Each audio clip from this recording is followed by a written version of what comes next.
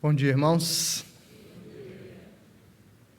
Que alegria estar aqui com vocês, ter participado nesse fim de semana da conferência Completo em Cristo e ter sido recebido tão bem. Eu estou lá no interior de São Paulo e a parte onde eu estou é uma parte muito tranquila, muito boa, mas Nordeste é Nordeste em termos de acolhimento, né?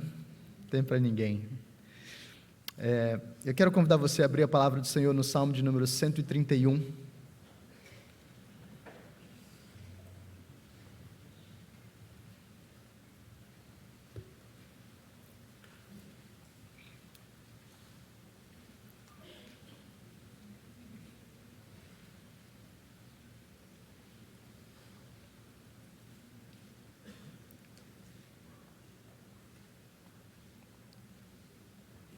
Salmo 131.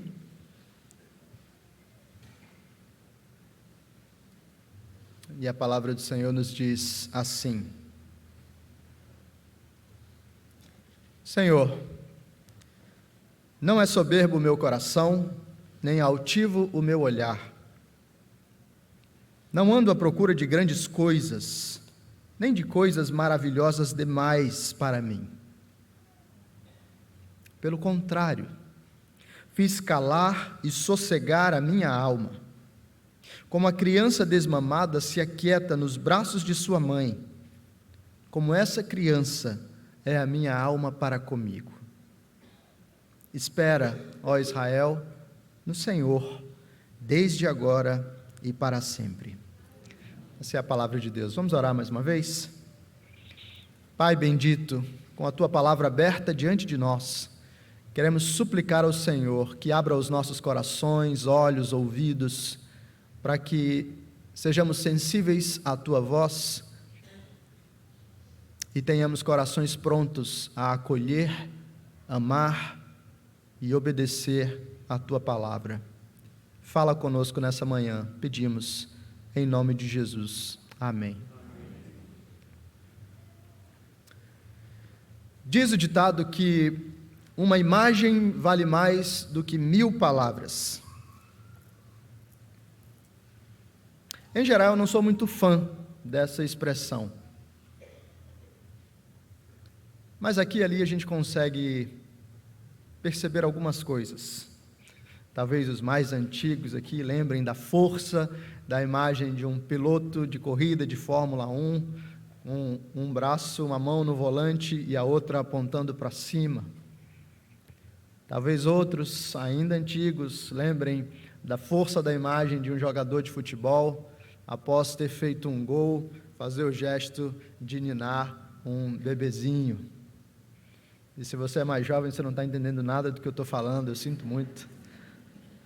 Mas para que a turma mais jovem também se identifique, se você é mais jovem, você sabe o que significa isso aqui. E muito provavelmente os mais antigos não vão entender, então depois vocês trocam umas ideias aí para explicar um para o outro o que significa tudo isso. Em geral, eu não sou tão fã da ideia de que uma imagem vale mais do que 1000 palavras, mas ainda assim é preciso reconhecer o poder das imagens, sejam físicas ou mentais. As imagens corporificam conceitos e assim elas nos cativam. As imagens podem tocar ao mesmo tempo o intelecto, as emoções, a vontade. E imagens podem então nos envolver inteiramente.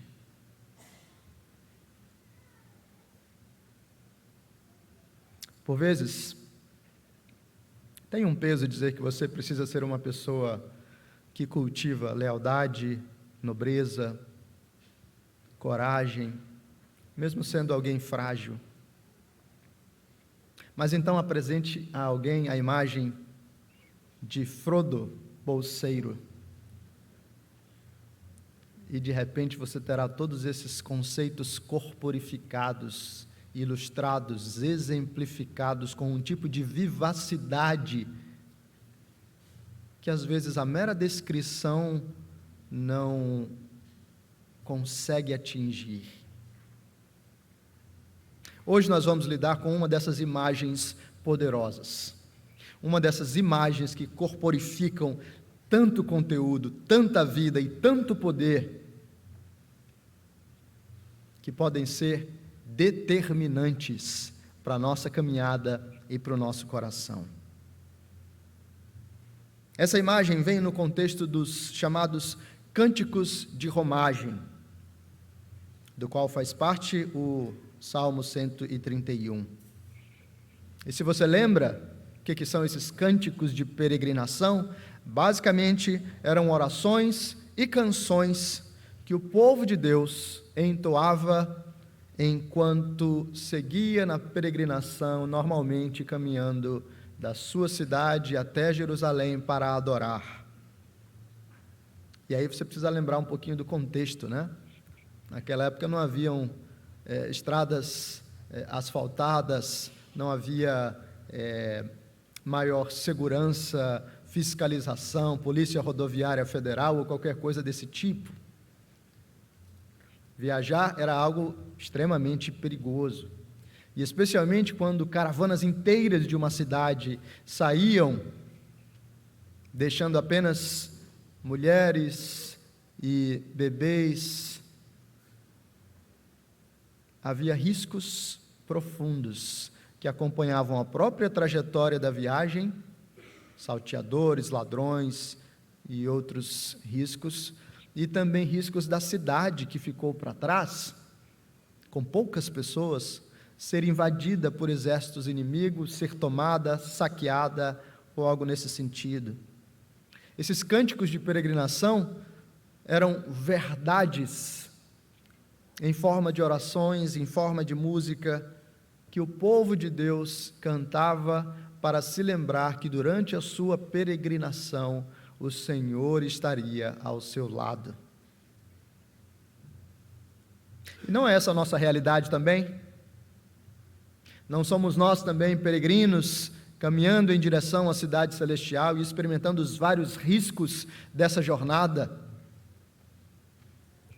E não somos nós aqueles que precisam de verdades que vão produzir uma âncora para firmar a nossa alma, para firmar o nosso coração e assim nos guardar dos nossos temores, lembrando que o Senhor caminha conosco? Os cânticos de peregrinação eram para o povo de Israel e são para mim e para você. Esse é um salmo de Davi, extremamente curto e simples, apenas 3 versículos, mas com uma imagem poderosíssima. Esse salmo nos fala de um coração que encontrou descanso e paz, e assim ele nos ensina também a caminhar nessa direção. Por isso eu quero convidá-lo a meditar nesse salmo, para nós percebermos esses 3 aspectos fundamentais que ensinam e trabalham o nosso coração para que a nossa alma encontre descanso. E esse salmo pode ser estruturado aqui em três aspectos: o anseio pelo descanso, o bloqueio ao descanso e o convite ao descanso.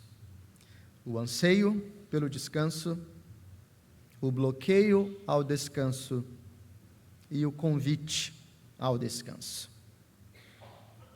Observe comigo o anseio pelo descanso. Primeiro, veja a imagem que nos é apresentada aqui no Salmo. Ele diz para a gente: como a criança desmamada, versículo 2, se aquieta nos braços de sua mãe, como essa criança é a minha alma para comigo. Não sei se você consegue entender a força dessa imagem, mas se você é mãe ou pai, você sabe o que isso aqui significa. Olha um bebezinho, e um bebezinho com fome. O bebezinho com fome não sabe articular ainda com tanta clareza as suas necessidades.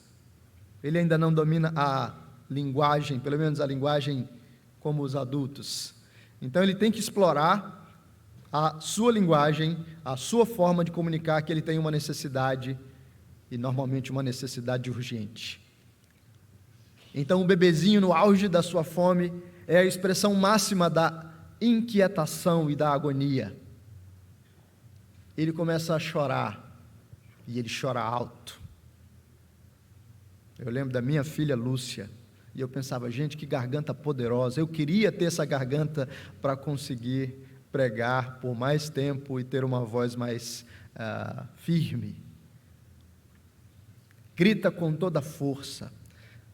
Como o bebê não tem o controle total ainda das suas funções motoras, ele esperneia e se agita. E o bebê, então, chorando e com fome, expressa com toda a dimensão visual e sonora a inquietação da sua alma, do seu coração e a manifestação de uma necessidade urgente que precisa ser atendida. Aliás, para alguns pais, esse é o terror na hora do culto. Quando o seu bebezinho começa a dizer, tá bom, o alimento espiritual está ali, mas e o meu aqui? O bebê é inquieto, agitado, barulhento, clamando para que a sua voz seja ouvida e para que a sua necessidade seja atendida. Essa é a expressão viva da agonia. Mas então vem a mãe, e com toda graça, misericórdia, toma o seu bebê nos braços e lhes dá o leite, lhe dá aquilo que ele precisa. E agora o bebê, com toda voracidade, se alimenta, mama. Às vezes por muito mais tempo do que a mãe gostaria, mas ele está lá. O seu clamor foi atendido. E quando finalmente ele está satisfeito, o que acontece? Aquela alma agitada e a expressão da angústia, da inquietação, do desespero se transformou em algo completamente diferente. Agora nós temos a expressão da calmaria. Uma criança tranquila nos braços da sua mãe. Não parece aquele mesmo ser de antes. E aliás, ele está tão tranquilo, tão pacificado, que ele até dorme. E nós criamos a expressão dormindo como um bebê. Satisfeito. Essa é a imagem do salmista. Antes, fome, agitação, inquietação, agonia. Mas depois, satisfação, descanso e paz. Uma criança amamentada ou uma criança desmamada nos braços da sua mãe apresentam para a gente a imagem de uma alma que encontrou descanso real.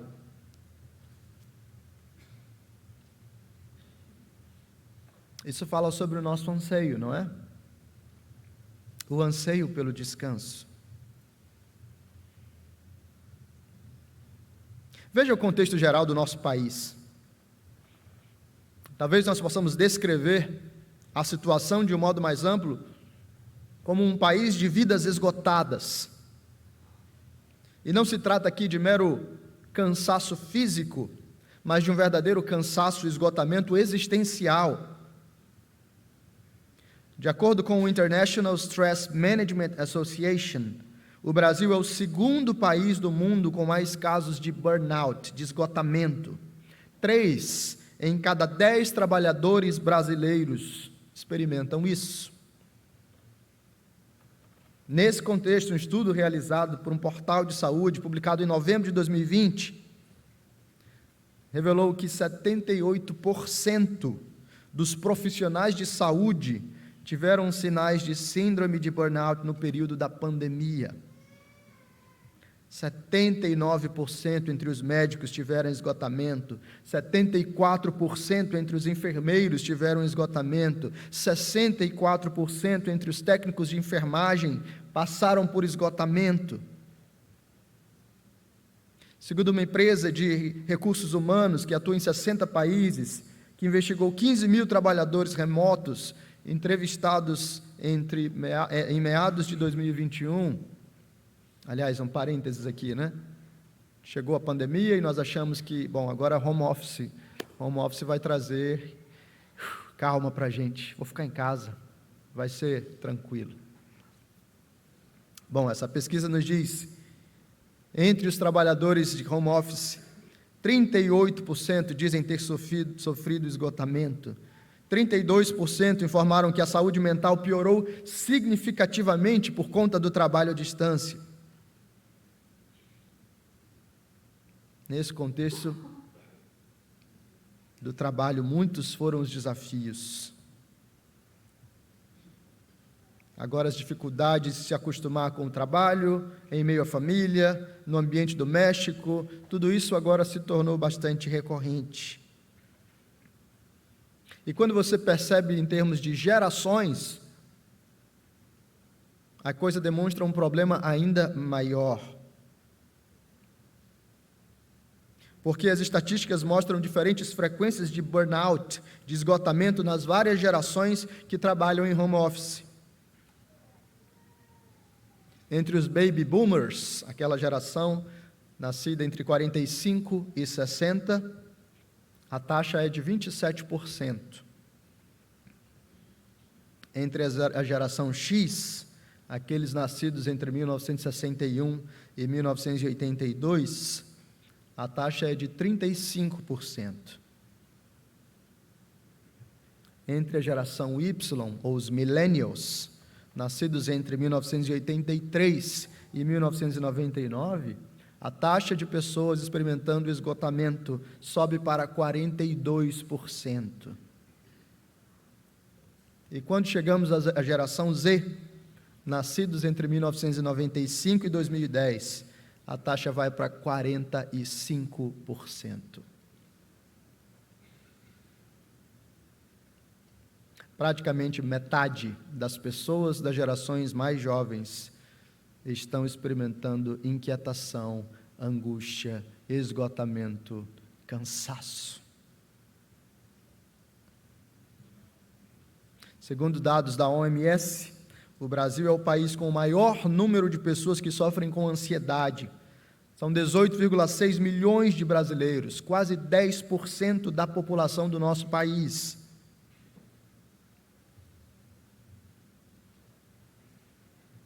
E uma pesquisa do IBGE em 2019 apontou que 10,2% das pessoas com 18 anos ou mais receberam diagnóstico de depressão. Um índice crescente. Junta essas peças e observa o cenário mais amplo.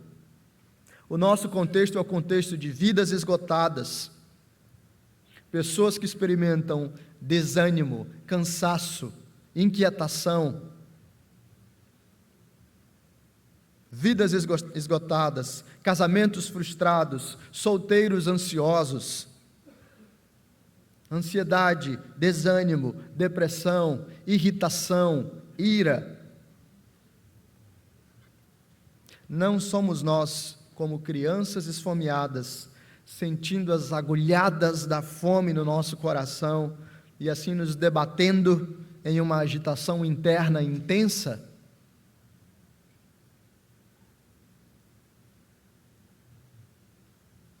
Isso se reflete no nosso trabalho, nos nossos relacionamentos, na nossa vida com Deus, no modo como nós olhamos e lidamos conosco. E talvez você tenha chegado aqui à igreja nessa manhã, exatamente nessa condição. Talvez você seja aquela pessoa que quando alguém pergunta, e aí, como é que estão as coisas? A primeira resposta que você tem para dar é, correria, né? Ou então, quando pergunta, como é que estão as coisas? Você diz, eu estou cansado. Talvez você tenha chegado aqui vindo de uma semana que expressou bem nitidamente essa dinâmica de esgotamento, cansaço e agitação intensa. Problemas no trabalho, problemas em casa, problemas no casamento, problemas com os filhos. Você é a expressão de irritabilidade ou de depressão. Talvez você ventile a sua ira com as outras pessoas, ou você esteja implodindo, por dentro desmoronando, sem que as pessoas percebam a sua volta. Nós somos crianças esfomeadas, precisando desesperadamente que algo mude a nossa condição. Davi encontrou o caminho para o descanso. E por isso, graças a Deus, Ele pode nos mostrar o caminho ao descanso. Mas antes de mostrar o caminho para o descanso, você precisa entender qual é o bloqueio ao descanso. Nós temos o anseio ao descanso, mas o Salmo nos aponta qual é o bloqueio ao descanso. Olha comigo o versículo 1. E ele diz assim: Senhor, não é soberbo o meu coração, nem altivo o meu olhar. Não ando à procura de grandes coisas, nem de coisas maravilhosas demais para mim. Pelo contrário, fiz calar e sossegar a minha alma. Como a criança desmamada se aquieta nos braços de sua mãe, como essa criança é a minha alma para comigo. Olha que interessante. Após, ou antes de mostrar para a gente a imagem dessa alma descansada, Davi traz uma descrição. E essa descrição aponta exatamente para os elementos que trazem maior inquietação para a nossa alma, para o nosso coração. Não é soberbo o meu coração, nem altivo o meu olhar. Não ando à procura de grandes coisas, nem de coisas maravilhosas demais para mim.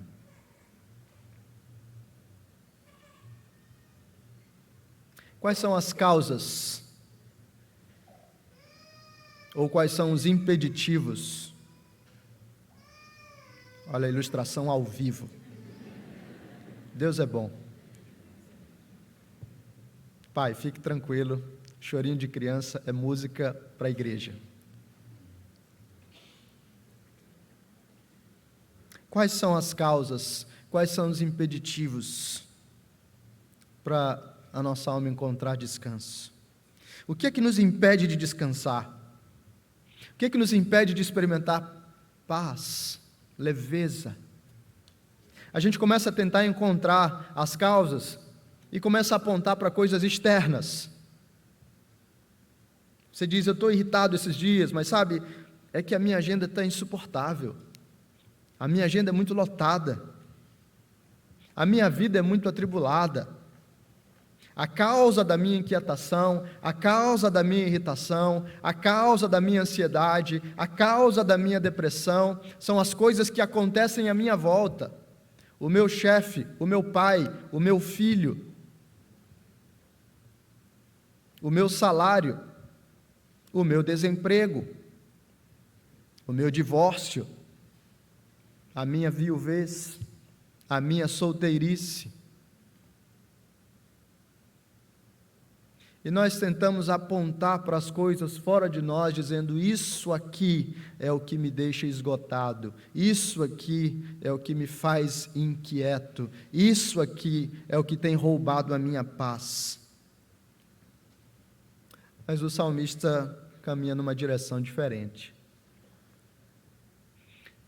Em vez de olhar para fora, ele nos convida a olhar para dentro. Não é soberbo o meu coração, nem altivo o meu olhar. Não ando à procura de grandes coisas, nem de coisas maravilhosas demais para mim. O que é que torna nossa alma inquieta? Salmista aponta: soberba, altivez e procurar coisas grandes e maravilhosas demais para nós.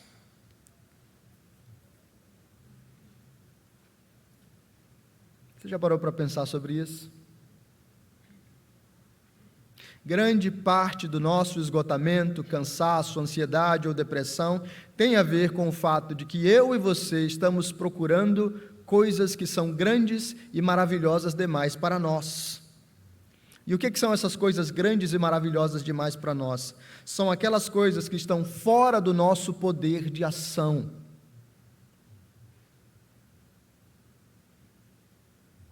Nós queremos lidar,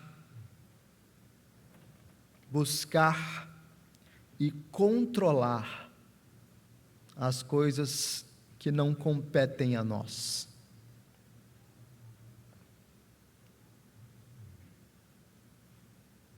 Talvez alguns pais aqui estejam com o coração profundamente desanimados, inquietos, porque os seus filhos se afastaram dos caminhos do Senhor.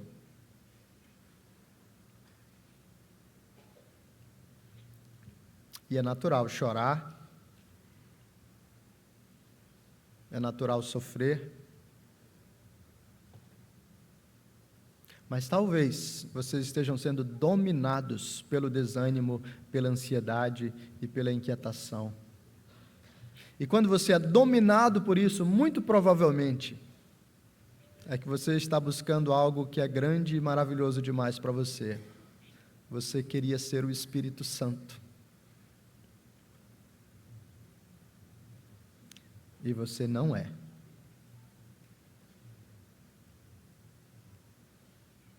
Aliás, nós, pastores, temos essa tentação o tempo todo. Nós queríamos ser o Espírito Santo na vida da nossa igreja, queríamos ser o Messias. Nós gostaríamos de ser os salvadores, aqueles que transformariam casamentos, mudariam o comportamento e a mentalidade de algumas pessoas. Nós gostaríamos de operar, entrar no coração de alguém e fazer certas coisas mudarem. E por isso, tantas vezes, nós, pastores, andamos ansiosos, frustrados, inquietos e irritados. Como é que aquela pessoa ainda não mudou? Como é que aquele irmão ainda não entendeu? Nós queremos coisas grandes e maravilhosas demais para nós. Esposas querem ser a chave de transformação do seu marido. E vocês começam a usar todas as técnicas possíveis de sedução feminina para transformar o seu marido em uma pessoa diferente. E ele continua sendo aquele cara turrão.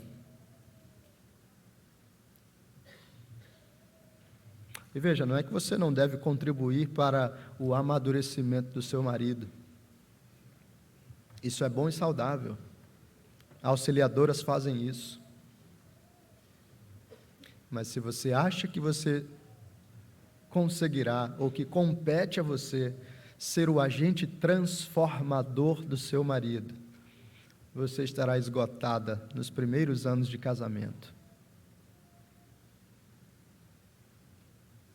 Homens querem ter o poder de controlar, dominar sobre as finanças e o sustento da sua casa.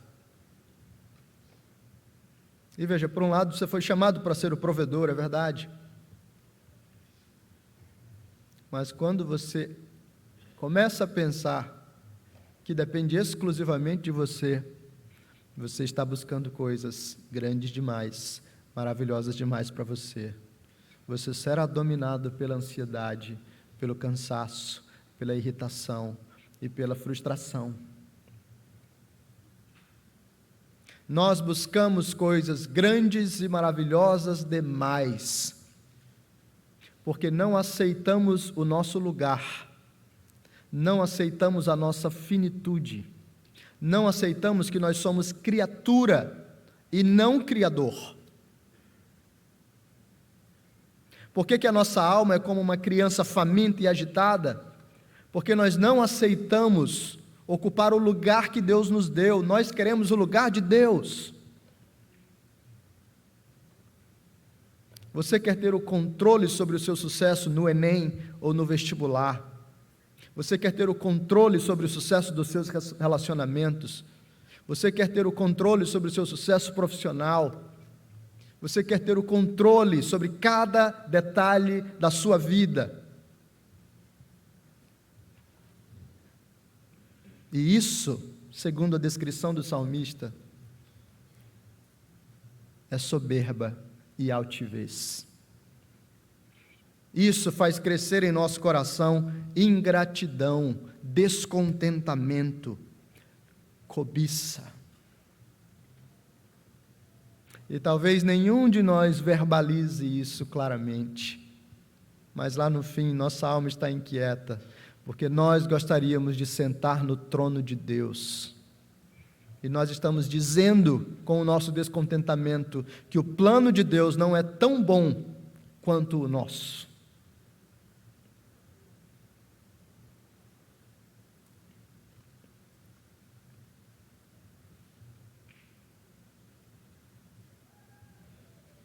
Existe um anseio para o descanso, nós estamos cansados. Existem bloqueios ao descanso. É a soberba do nosso coração e a busca por coisas grandes e maravilhosas demais para nós.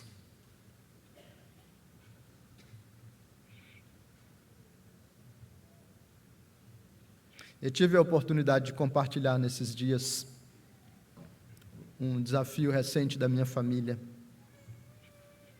Minha esposa grávida, e descobrimos que o nosso bebezinho tinha uma síndrome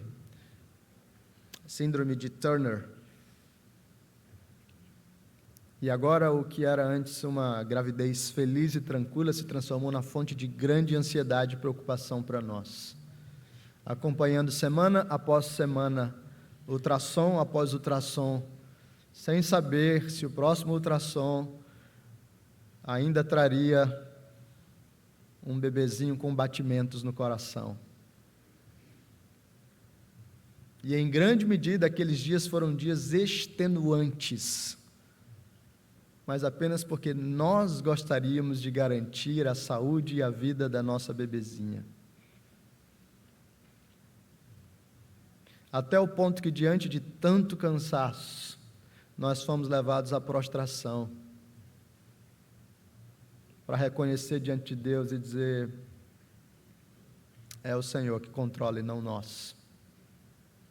Começamos a meditar sobre o Romanos 8:28 em nossa casa. Eu com a minha esposa, em nosso devocional como casal. Eu com os meus filhos, em nosso devocional no culto doméstico. Memorizando Romanos 8:28 e aplicando isso à nossa realidade.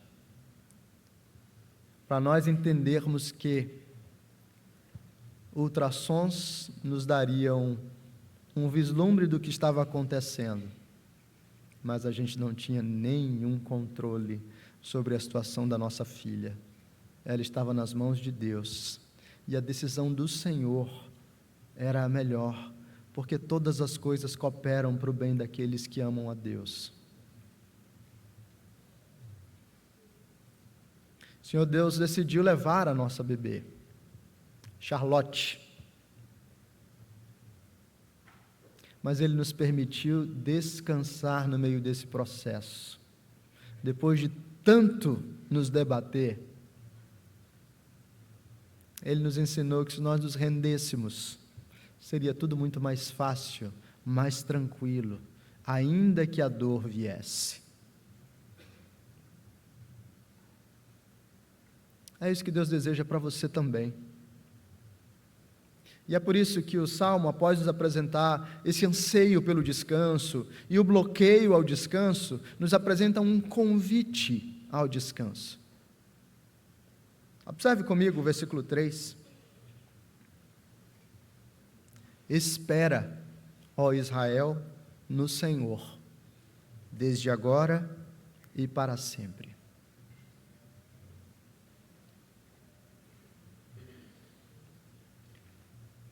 Eu sei que esperar é um desafio,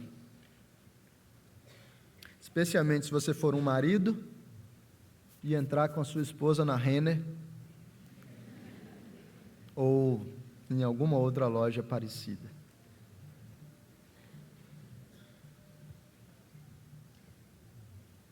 Ou se você for uma esposa e precisar resolver uma questão urgente com seu esposo, justamente na quarta-feira à noite, na hora do jogo de futebol.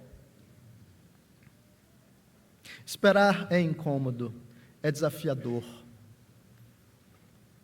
Em muitos aspectos, esperar nos humilha. Dois carros estão na Agamenon, na hora do rush. Pior momento do trânsito. E você consegue perceber um deles, um homem agitado, irritado, talvez atrasado para algum compromisso, inquieto. E ele está lá, tudo parado, e ele não consegue se conter dentro. Olha para os lados, nada se move, segura o volante, solta o volante, baixa o vidro, tenta olhar lá na frente se aconteceu alguma coisa, um acidente.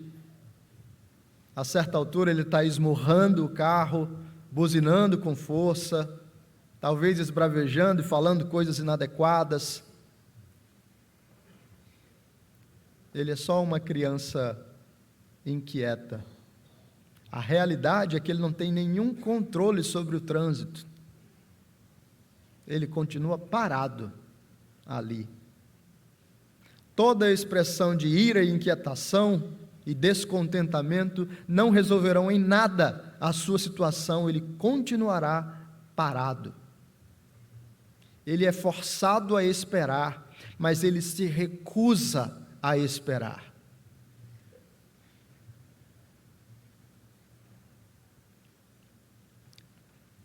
Na pista do lado, tem um outro carro. E lá está uma moça. O trânsito travou, está tudo parado. E aí a mulher faz o que ela sabe fazer de melhor. Baixa o espelho, pega a bolsinha de maquiagem, bota uma musiquinha e agora aproveita o melhor da espera para ficar contente com a sua situação. Ela aceitou que ela não tem controle sobre o trânsito e decidiu que no momento de espera ela pode desfrutar de graça e de paz. Convite do Senhor para mim e para você é para que no trânsito travado da vida nós não andemos esmurrando as coisas e as pessoas, mas aprendamos a confiar no nosso Deus. A espera é incômoda porque ela acentua o fato de que nós não estamos no controle, mas esperar no Senhor é o que há de melhor para mim e para você, porque o Senhor é rico em misericórdia. Sara não quis esperar o filho da promessa e causou problemas. O povo do Egito não quis esperar Moisés retornar do monte, fez um bezerro de ouro. Pedro não quis esperar a justiça e saiu cortando a orelha de alguém. Mas o que resultou de toda essa pressa, de toda essa tentativa de controlar a sua situação? Nada de bom.